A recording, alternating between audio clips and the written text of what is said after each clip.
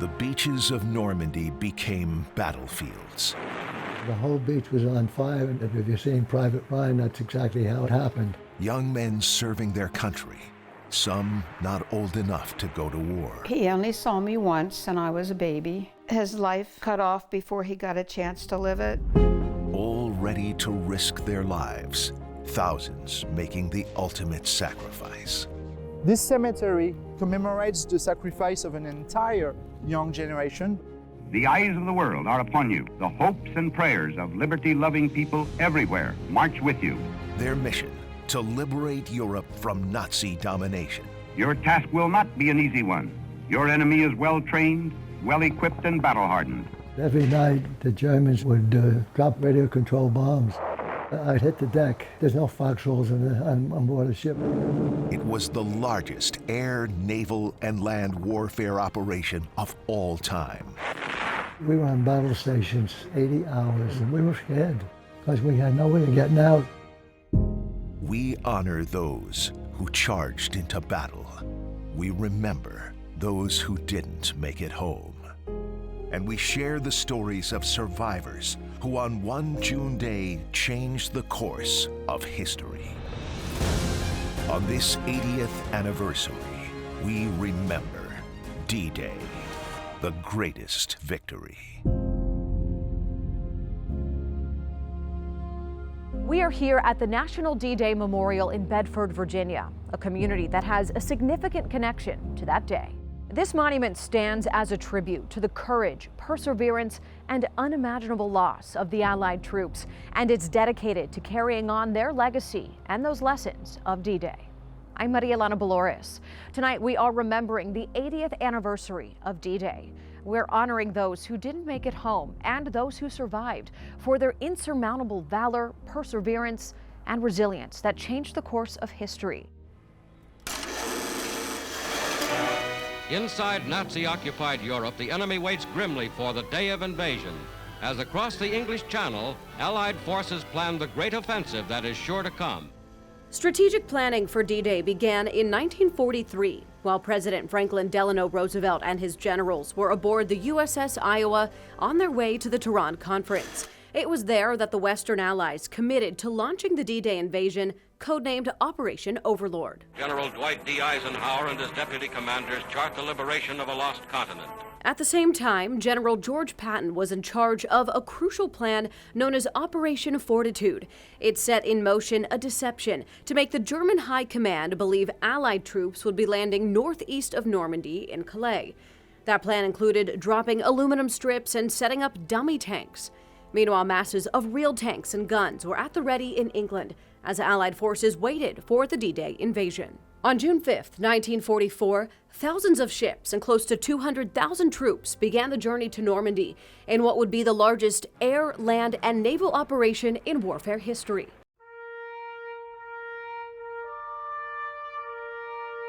Those young lives are honored throughout Normandy. This cemetery commemorates the sacrifice of an entire young generation, but also the sacrifice of all those families, because they were all the son or the brother of someone. Many of them just got a child before they left home.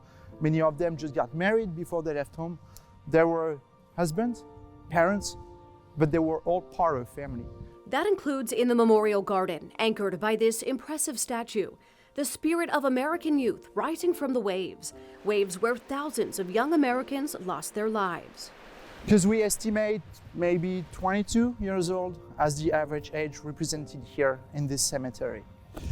You needed to be at least 18 years old at the time to enlist, except for those who got their parents' approval and those who decided to falsify their birth certificate to enlist. One of those young soldiers who lied about his age in order to fight for his country is Roy Tallhelm. He was a paratrooper in the 101st Airborne Division.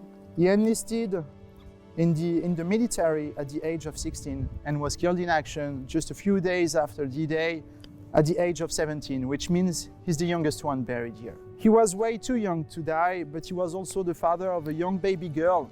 Tallhelm only had one opportunity to see and hold his baby girl before his final jump. Here's a World War II medal. That baby is now 81 years old. One of his buddies gave me these, 506, that was their unit. I treasure these things. Her name is Donna Allen. Well, I remember being very, very small and asking where my daddy was. Donna was about 9 years old when she started wondering what happened to her father. Because I had never seen a picture. What I'm told is that my grandmother had destroyed letters that he had written to my mom. I was so frustrated. I said, why won't you talk about him? Is he in prison? I did ask them that. And my stepfather said, your father was a real hero and your mother needs to talk to you about him. But she never did. Not much. No, she just didn't. But at least I knew he wasn't in prison then. I knew he was a real hero. Finally, when she was 48, that shroud of secrecy lifted. Thanks to the help of one of her sons, who was determined to help her find answers. So he came back the next day with the article that said when my dad was wounded, and then he kept going on in the microfilm. He found the article when my dad had died. And he brought me those articles. Well, I was off and running. Those articles sent Donna on a mission to uncover all she could about her father. Family documents, health records, contact information, military files, and years of notes are all stored in her basement in Pennsylvania. The start of her research led her to this photo, the first one she ever saw of her dad, a class picture from when he was a boy. Just couldn't believe I was actually seeing a picture of him for the first time. Years later, through more research, phone calls, and following leads, Donna finally saw this photo. It was stunning. It was like, the proverbial needle in the haystack. That was my needle in the haystack. As those needles continued to multiply, Donna learned her father had been buried 3 different times. He was buried the first time right at the end of this road. First in a farmer's field, then near a chateau that was turned into a field hospital, and finally in the Normandy American Cemetery. Her first visit to Normandy was in 1996, a moment she can barely put into words. He only saw me once, and I was a baby. And it took all those years for me to go there and reconnect in that way. Of course, it wasn't something that you can reach out and touch, but your soul does. Your soul does that. Next, a look at a French tradition that honors the fallen American soldiers who gave their lives fighting for freedom on the beaches of Normandy, and remembering the fathers and sons lost on D-Day. Plus, a D-Day veteran who landed on Utah Beach remembers the grueling battle. Dear Mom, Pop, and family, now that I'm actually here, I see that the chances of my returning to all of you are quite slim. If you receive this letter, I shall be unable to fulfill my desires, for I have requested that this letter be forwarded only in the event I don't return. The sacrifice of the soldiers who fought and died on those beaches is honored with the tradition of rubbing sand into a headstone. We take some sand coming from Omaha Beach and we put it to highlight the name of the service member. Stands out like gold. And I was just, floored, just blown away. That's how Donna Allen remembers the sand ceremony at her father's grave in 1996. Donna's father is the youngest service member buried in the Normandy American Cemetery. His life cut off before he got a chance to live it, and that was our first trip over. She says her first steps inside the cemetery were surreal. Your soul is just there, and it's like hallowed ground, and you become part of that hallowed ground. I was talking to him. I had a few things to say, like, "Hi, Daddy, I'm here for the first time." Donna has returned to the Normandy American Cemetery 3 times since that first trip, each with its own unique and special memories. But no matter the circumstance or the pomp surrounding anniversary years, the impact remains the same. I mean, this is just staggering, incredibly staggering that these people are buried here and they gave their lives for us and for our way of life and for our country. And people need to be appreciative. And for Donna, each trip continues to ignite her mission to honor her father's legacy. This is the Medal of Carentan. She's also passionate about educating future generations, and as a retired teacher, it's her personal way of honoring her father's immeasurable sacrifice. They need to know that some people didn't get to live a life, so they could, and they need to respect that and carry it through. Whether it was a telegram with tragic news or a correspondence to a loved one. It says, "We are a few miles behind the lines now, and it certainly feels funny not to hear the guns all day." Letters connected what was happening on the war front to the home front. You know, the letters themselves run the gambit of the human experience. And war kind of makes these letters more vivid because there's this life and death aspect to them. So the love letters are more passionate, the philosophical letters are more profound. It's just, you really get a sense of all the emotions that frankly, every one of us can relate to. This is a letter, a very beautiful message to her fiance. Andrew Carroll is the founder and director of the Center for American War Letters at Chapman University. He's collected thousands of letters from veterans and families. And it was returned to her, the envelope and the letter, with one word written on the outside, deceased. And that's how she found out that the love of her life was gone forever. There are 45 sets of brothers who are buried in the Normandy American Cemetery, including 33 who are buried side by side. That includes 2 sons of President Theodore Roosevelt. Brigadier General Theodore Roosevelt Jr. was 56 years old when he led the assault on Utah Beach on D-Day. He survived the invasion, was awarded the Medal of Honor for his contributions to the war, but died of a heart attack a month later. His final resting place is next to his brother Quentin. He's the only World War I aviator buried in Normandy. After the cemetery was created, his remains were moved to Normandy at the request of his family to rest alongside his brother. Within this sacred place is also a memorial with a semicircular garden. More than 1,500 names of the missing are inscribed on the east wall. Rosettes mark the names of those since recovered and identified. I hate to even say it, all these dead young soldiers. It was covered with blood and these soldiers. They never even hit the beach. They were all 18, 19-year-olds, my age. So you know what was coming, you know? Bob Gibson has never forgotten the devastation he saw when he landed on Utah Beach in the second wave on D-Day. They told us we were going to have trouble. Our training was kept quiet. Nobody knew where the hell we were going. We went over from England, Northampton, to Normandy on an LST. That's nothing, flat bottom boat. He was sent off to war with a number of other 18-year-old New Jerseyans and can still remember their names to this day. Elmer Elchuk, me, Teddy Dabkowski, Bob Simmons. All were assigned to different units. Bob to the 116th Battalion, attached to the 1st Army. Then our job was to follow the infantry, be support for them. You were told, we gotta go. Don't stop for anything. I wound up about, I say 3/4 of a mile on the beach. And wouldn't you know, the first night they bombed the ammunition bar. And every time you took a step, there was a shell ball going off. It was scary because you didn't know what the hell to do. We had a lot of faith. The boy upstairs took care of us.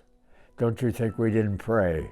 We certainly did. We know darn well that carried us through. Bob was on the beach for about 5 days. He has since returned to Normandy, the place that forever changed him. The first time I went back, nothing was the same.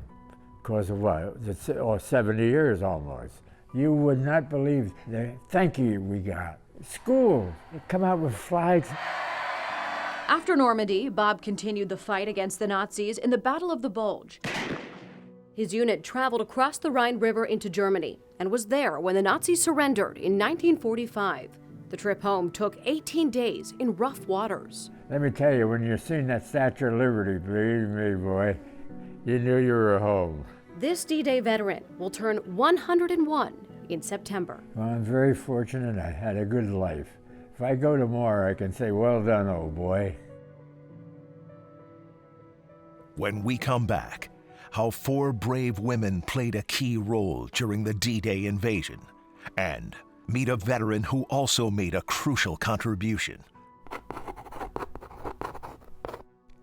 Dear Mom and Dad, the sights and sounds of war can never really be conveyed to the individual who has never experienced them. To see so much death makes a man love life that much more.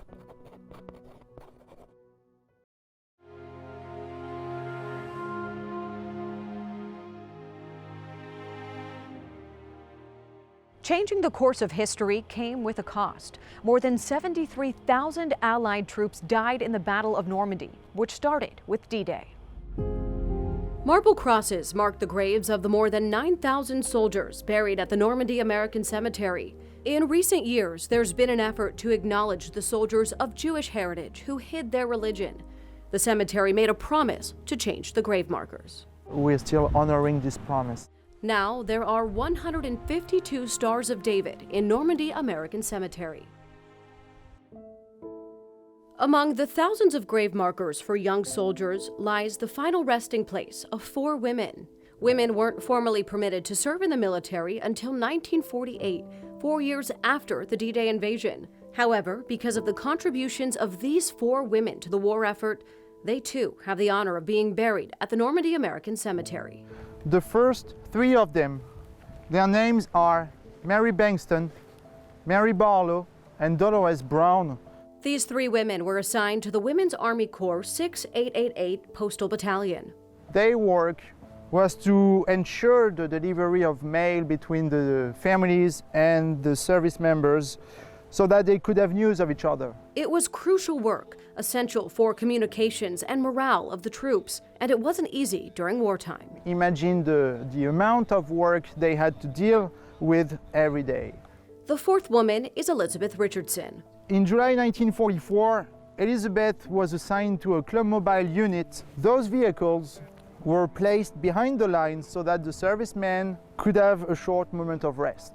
Richardson was also a confidant for these young soldiers, many away from home for the first time. Many of these men she met during the war used to share with her all the feelings they had, such as missing home, missing family, loneliness, fear, anger.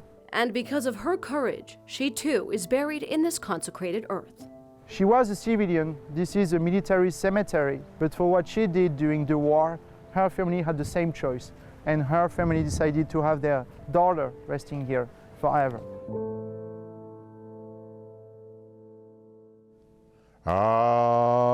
Amazing grace, how sweet the sound. That was the hymn that came to Reverend Arlester Brown in June of 2023, the first time he had been back to Normandy since World War II.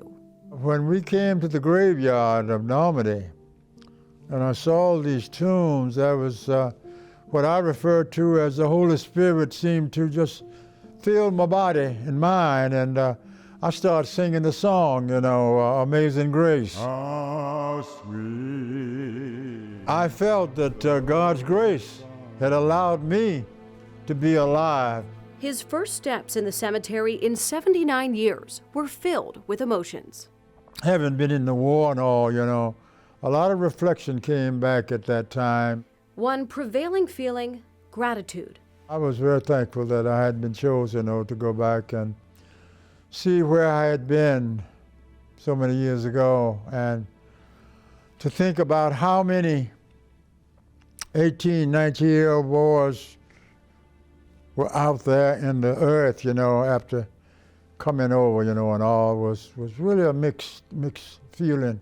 A native of Louisiana, Reverend Brown was drafted when he was 18 years old. After completing his Army training, his company sailed across the Atlantic. A lot of fright, because there's a lot of water and a lot of gunpowder, you know, flying. After landing in England, they sailed to France. I recognized very early on that if we did not take up arms against what was occurring at that time, we wouldn't have America as we have it today. I heard and understood that, and so I was willing to sacrifice my life to do that. The 599th Quartermaster Laundry Company landed in Normandy just after the D-Day invasion. American soldiers were thankfully in control of the beaches. I'd rather be free than to die, you know, under the hands of nothing. During World War II, troops were segregated. African American troops often relegated to labor and service units. Reverend Brown says his treatment in Europe was better than in the U.S., which motivated him. We had a mindset when we came back to America that we would do everything we could to become educated and change the system. And we're still working on that. Reverend Brown achieved many goals, getting a college degree and eventually becoming a pastor. While scars from his time at war are still with him, the scars on his heart are the ones that worry him the most. You know, it was so sad to me to see that we have all of this, all because mankind could not get along with itself. Reverend Brown is passionate about educating kids about the history of D-Day, and he has this request for everyone as we approach the 80th anniversary. When people think about D-Day, I would like very much for people to say deep down in their soul that we will never have this to happen again. But now I see. Coming up, the sacrifice of one small American town 80 years ago, and the tribute now cemented in history.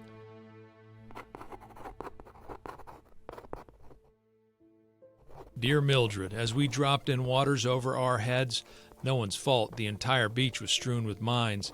I lost all hope and said my last prayer to the good Lord.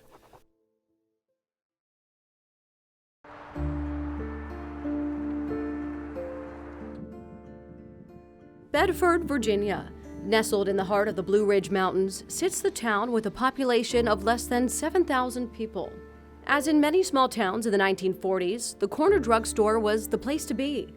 But on July 17, 1944, it was the spot where everything changed in a matter of minutes.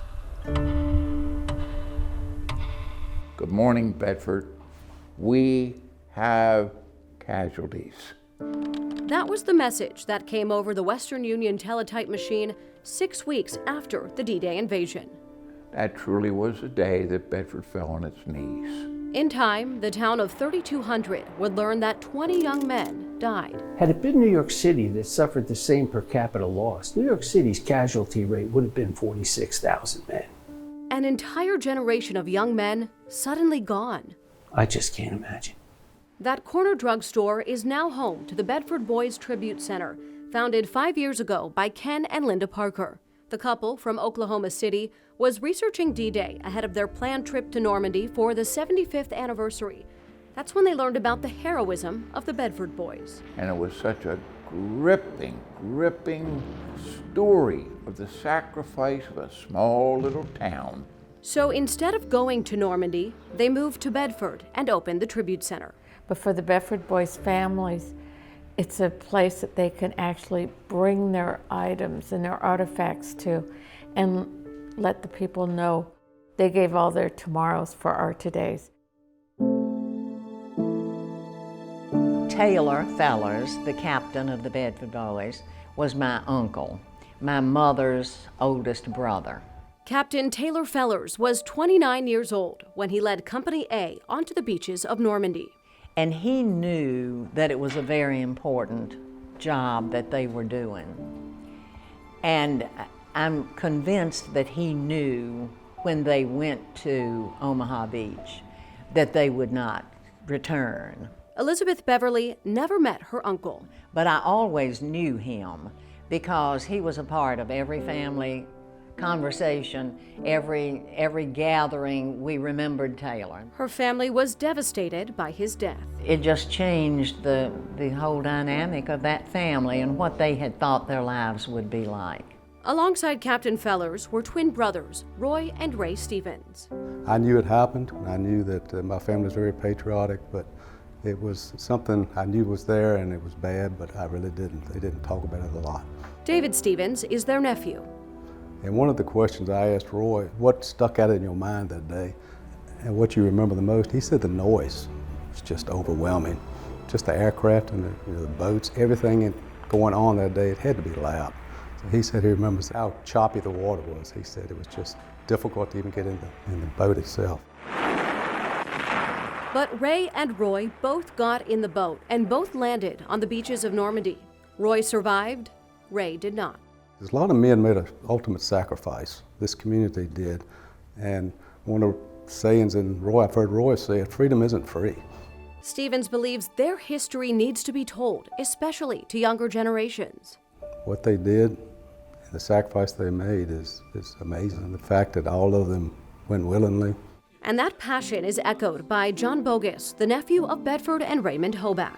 My mom was 15 when she heard of the loss of her brothers. You know, it's a tender age to hear these things. He often thinks of the ripple effects of his uncles and all of the Bedford boys' deaths. You know, who are the fiancés who never got married? Who are the children who never existed, or the grandchildren? His Uncle Bedford is buried in the Normandy American Cemetery. His Uncle Raymond was never found, but his Bible was somewhere in the sand of Omaha Beach. A fellow soldier picked it up and mailed it back to his family. It took on a larger significance because of that. And also, you know, the fact that it emerged relatively undamaged in this horrific battle of that day. That Bible now resides at an equally reverent place, the National D-Day Memorial.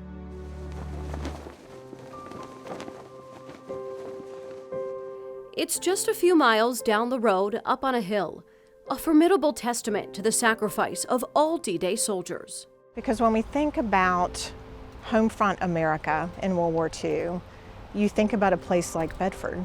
April Cheek Messier is the president and CEO of the National D-Day Memorial. I think Bedford is just emblematic of all of our communities across the country who nurtured in these citizen soldiers, sailors, airmen, Coast Guardsmen, Marines who went off to war, and so many of them never came home.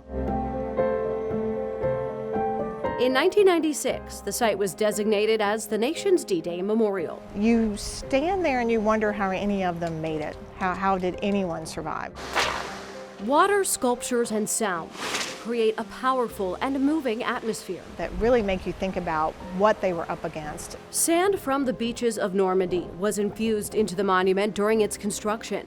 All of the names of those who died are also inscribed on its walls. There's less than 1% of World War II veterans still living today, so it's so important for us to take time out and honor them while they are still with us. I can't imagine that kind of bravery. All of those guys who are buried there, that was a sacrifice for all of us here in this country. I love you. God, thank you, God. Every American leaves here a little prouder, and every foreigner leaves here with a little more respect for America. On this 80th anniversary of D-Day, a day that changed the world forever, we honor the memory and the sacrifice of those who served. I'm Maria Elena Dolores. Good night.